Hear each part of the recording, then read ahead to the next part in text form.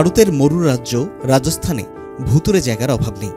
এখানকার রহস্যময় প্রাচীন দুর্গগুলোর সঙ্গে মিশে আছে বহু অলৌকিক কাহিনী। আবার এই ২১ শতকেও আরাবল্লীর আনাচে কানাচে কান পাতলে শোনা যায় বহু অতিপ্রাকৃতিক গল্প।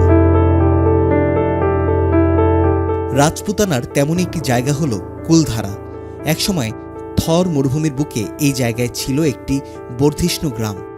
গত প্রায় ৩০০ বছর ধরে যা জনশূন্য। রাজস্থানবাসীর দাবি, রাত হলেই অতৃপ্ত আত্মারা ঘুরে বেড়ায় ওই গ্রামে। জয়সলমেরের সোনার কেল্লা থেকে কুলধারার দূরত্ব প্রায় ১৮ কিলোমিটার। লোকমুখে শোনা যায় একটা সময় পালিবাল ব্রাহ্মণদের বাস ছিল এই গ্রামে। এমন জনবহুল গ্রাম কিভাবে লোকশূন্য হল, নেপথ্যে রয়েছে এক রোমাঞ্চকর কাহিনী। জয়সলমেরবাসীর একাংশের দাবি, একসময় এখানকার রাজার প্রধানমন্ত্রী ছিলেন সালিম সিং। কুলধারার গ্রাম প্রধানের মেয়ের ওপর কুনজর পড়েছিল তাঁর।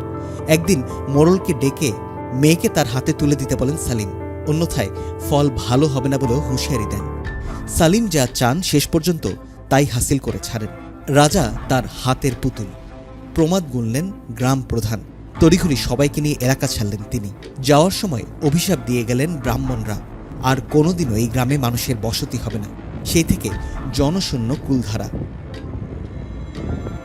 অনেকে আবার সালিম ও গ্রাম প্রধানের মেয়ের কাহিনীতে প্রেমের অনুষঙ্গ খুঁজে পেয়েছেন।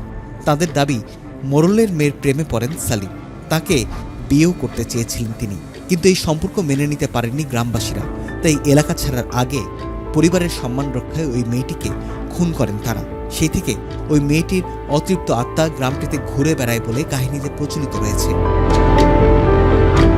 বর্তমানে এই এলাকার রক্ষণাবেক্ষণের দায়িত্বে রয়েছে ভারতীয় পুরাতত্ত্ব কর্তৃপক্ষ, আর্কিওলজিক্যাল সার্ভে অফ ইন্ডিয়া বা ASI। কুলধারা গ্রামের সমস্ত বাড়ির চাল উড়ে গেলেও দেওয়াল পড়ে যায়নি। টিকিট কেটে সেখানে পর্যটকদের ঢোকার অনুমতি রয়েছে। অনেকেরই দাবি, সেখানে গিয়ে অস্বস্তিকর অনুভূতি হয়েছে তাদের। ঐতিহাসিকদের দাবি, ত্রয়োদশ শতাব্দীতে কুলধারায় জনবসতি গড়ে উঠেছিল।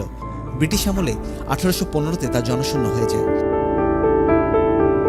তবে 1899 সালে লক্ষ্মীচন্দের লেখা তারিখি জয়সলমেরে কুলধারার বহু তথ্য পাওয়া গিয়েছিল। তবে কিভাবে ওই গ্রাম জনশূন্য হয়েছিল তার সুস্পষ্ট কোনো নথি পাওয়া যায়নি।